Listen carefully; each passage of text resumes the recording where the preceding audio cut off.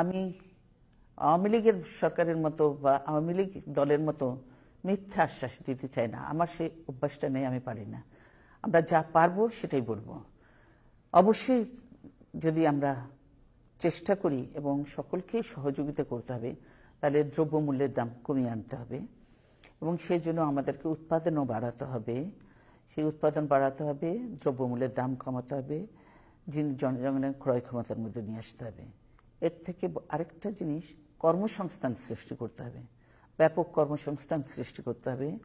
শহরমুখী নয় শুধু, আমি মনে করি যে এখন আমাদেরকে নিয়ে যেতে হবে গ্রামমুখী উন্নয়নের প্রকল্প নিয়ে যেতে হবে, ছোট ছোট প্রকল্প সেখানে করে এবং মানুষকে চেষ্টা করবে তাদেরকে সেখানে সব সুযোগ সুবিধা দেওয়া, যাতে মানুষ সেখানে শহরে না আসে, রাজধানীতে না আসে, তারা সেখানে গ্রামে থাকে এবং গ্রামে থেকে তারা সেই কাজগুলি করে।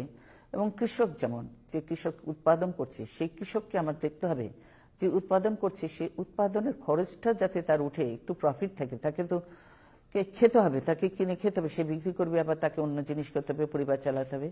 তার উৎপাদন খরচটা যাতে তার উঠে আসে সেই জন্য তাকে সাহায্য করতে হবে। সরকারের পক্ষ থেকে অবশ্যই সহযোগিতা দিতে হবে।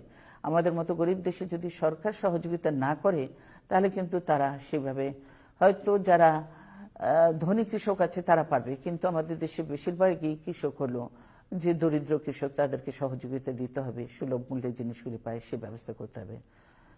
শহীদ জিয়াউর রহমান যে পরিকল্পনা বা কর্মসূচিগুলি নিয়েছিলেন সেই কর্মসূচি কিন্তু মাঝখানে এরশাদ এসে বন্ধ করে দিয়েছিল, পরবর্তীতে এসে আমরা শুরু করেছিলাম এবং আবার যখন আওয়ামী লীগ এসে